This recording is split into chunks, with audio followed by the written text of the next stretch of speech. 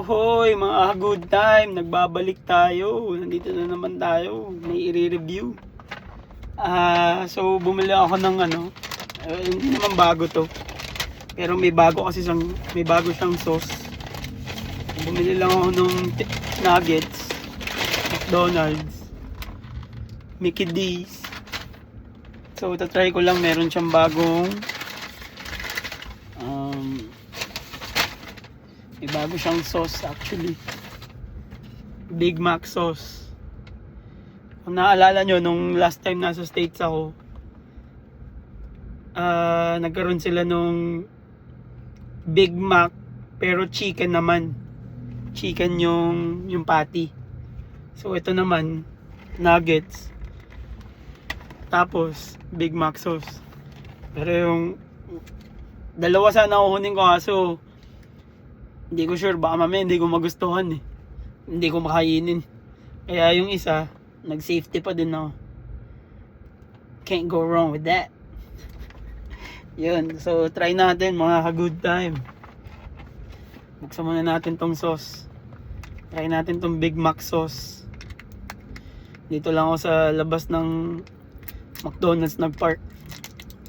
Nag-drive-thru lang ako. Let's try natin. So ganun, Thousand Island. Alam niyo naman yung Big Mac sauce is Thousand Island lang. Ketchup tsaka mayonnaise. May pickle relish ata ito. So try natin. Wait lang. Nuggets, Big Mac sauce.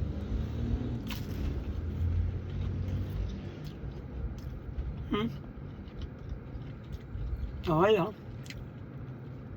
Big Mac sauce. Para mas bagay pa rin sa burger. Masim-masim. Ang sarap naman.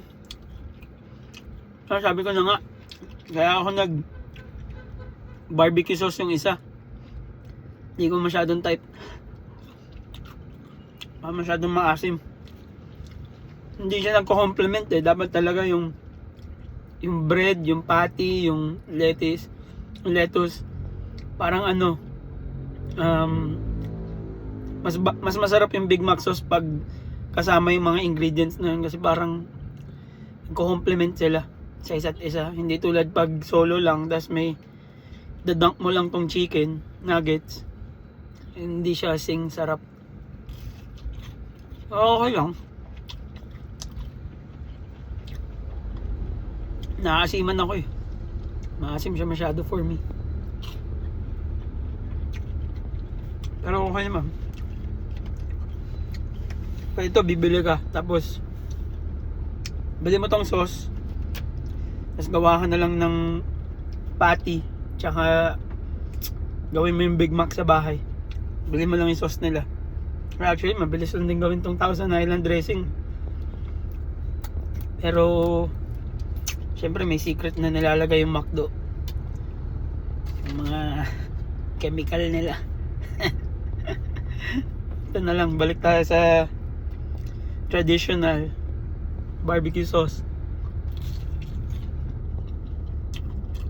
Mas masarap pa rin